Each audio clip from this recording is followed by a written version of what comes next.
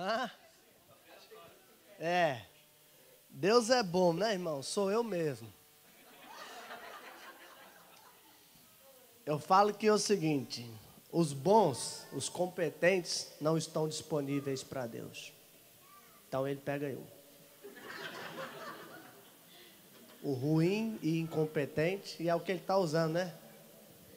Eu lembrei quando o Rubens estava falando, quando eu fui pregar no Porto, Portugal. Aí o pastor marcou comigo para eu pregar numa Assembleia de Deus. E quando eu entrei, era um lugar como esse, entupido de gente. Tinha gente sentada aqui assim. E quando eu entrei, o pastor ficou assim olhando. Mas ele ficou tão chocado, e eu ainda sem terno, tão chocado que na hora de me apresentar, ele disse assim: irmãos, o pastor Renato me disse que viria aqui um pastor do Brasil. Aí me chega este pirralho. Eu fiz assim. Aí eu peguei o microfone e ele deixou eu pregar, amém? Amém.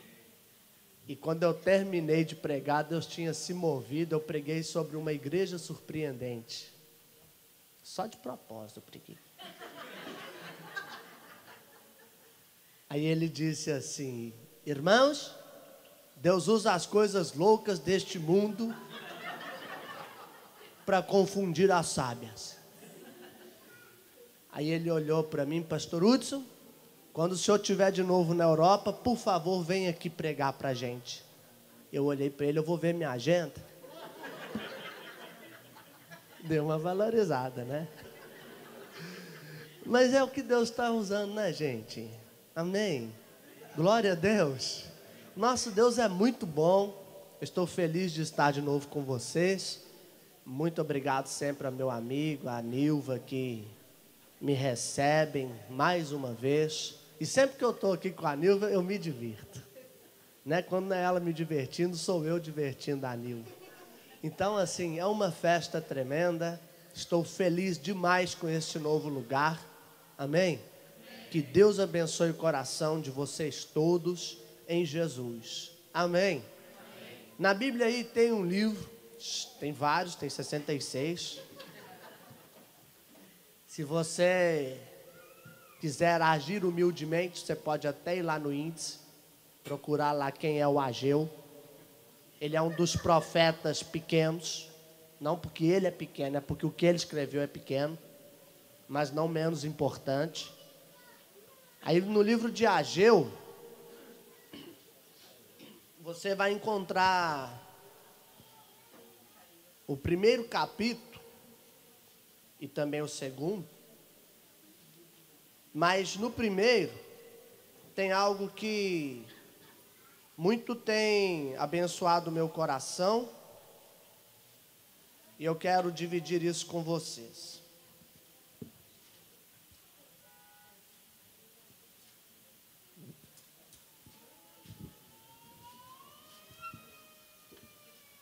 Aleluia. Ageu capítulo 1, quem achou diz: achei. Quem não achou fala: vou achar. Quem achou? Quem não achou? Amém? Eu não vou falar para você ficar de pé em reverência à palavra de Deus, porque senão você vai perder a reverência assim que acabar o texto. Então fica sentado com reverência. Pode ser? Porque às vezes a gente faz assim, a hora que senta perdeu então a reverência. Então, com reverência, faz assim. Dá um sorriso para mim aí, vai. Aleluia. Aqui é o seguinte, irmão. Se Deus não falar nada com a gente, pelo menos a gente se diverte. É ou não é? Aleluia.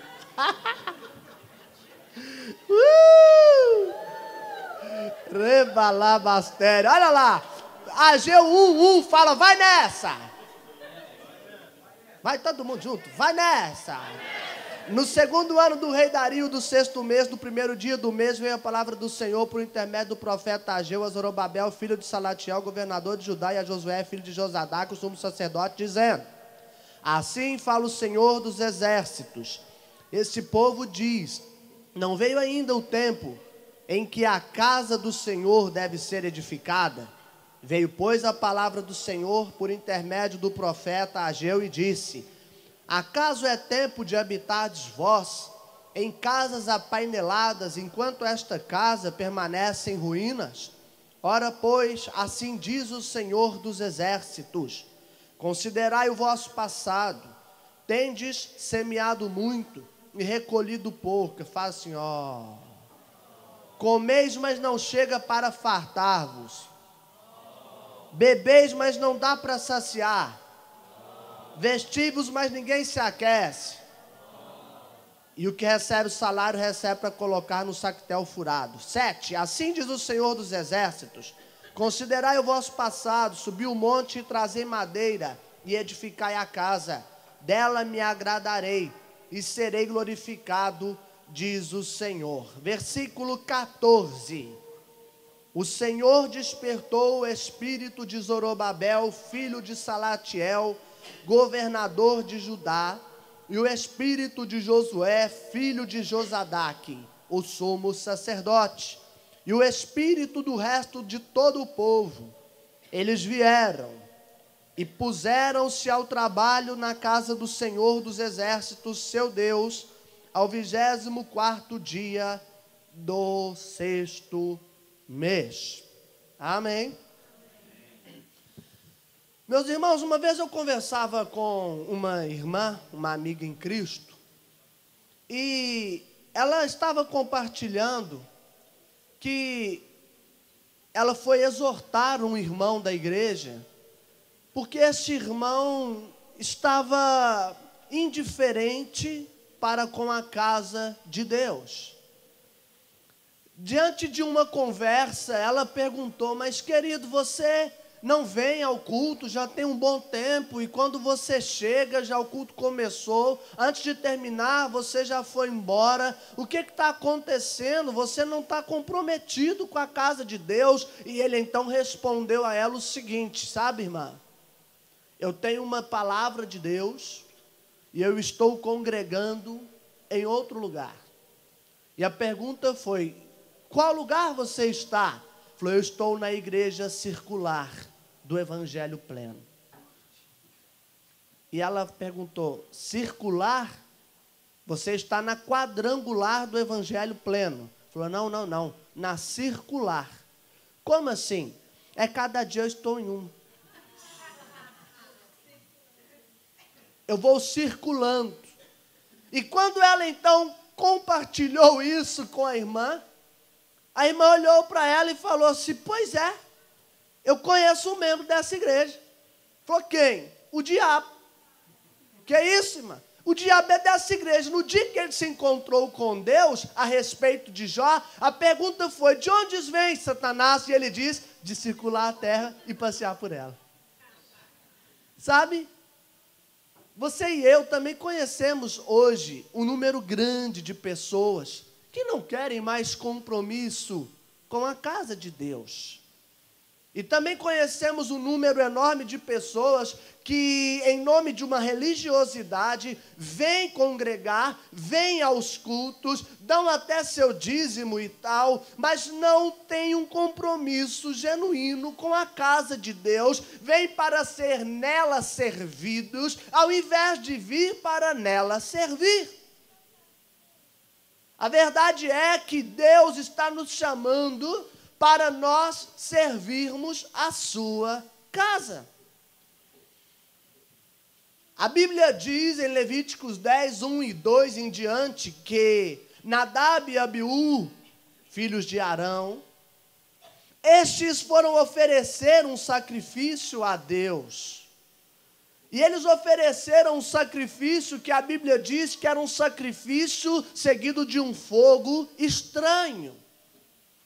E porque eles ofereceram um sacrifício com um fogo estranho no altar de Deus, a Bíblia diz que o fogo de Deus veio e consumiu esses dois jovens, e eles ficaram mortos, ficando as roupas deles intactas. Sabe, esses jovens, eles morreram porque eles trataram a casa de Deus da maneira que não poderia ser tratada. Alguns sugerem que eles estavam bêbados, sendo o primeiro dia do sacrifício deles. O verso 9 do capítulo 10 de Levíticos diz que eles não poderiam tomar vinho nem bebida forte até que eles entrassem na casa do Senhor, ou porque eles entrariam na casa do Senhor. Outros já dizem que eles morreram porque o sacrifício tinha hora para ser oferecido, de manhã e de tarde, e eles ofereceram um sacrifício de qualquer maneira na casa de Deus. É o culto independente, é o culto descomprometido. Mas outros dizem que eles tiraram brasa que não foi do altar de bronze e ofereceram sacrifício a Deus.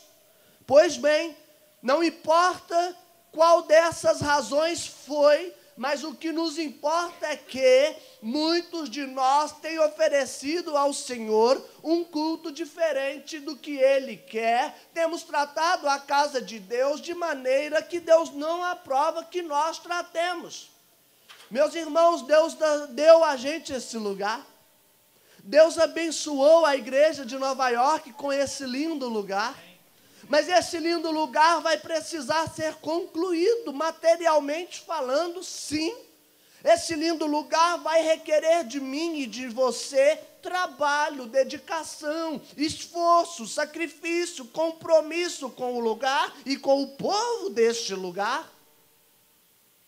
Paulo olha para os irmãos da igreja em Roma, Romanos 16, 1 e 2, e diz: eu rogo-vos, irmãos, que vocês recebam a nossa irmã Febe. Essa irmã tem servido a igreja de Cencreia e agora ela está com vocês. Eu peço que vocês façam por ela tudo o que ela precisar que seja feito, porque ela tem ajudado e muito os santos, e eu sou um deles. Ela era serva da igreja. A igreja de Jesus precisa de servos para cuidarem dessa igreja. Deus está nos chamando para nós servirmos este lugar. Você e eu já recebemos este lugar, portanto, qual é a pergunta que cada um precisa fazer? A pergunta é: o que Deus requer de mim? Não é o que eu quero dar para essa casa, é o que Deus quer que eu dê. É diferente.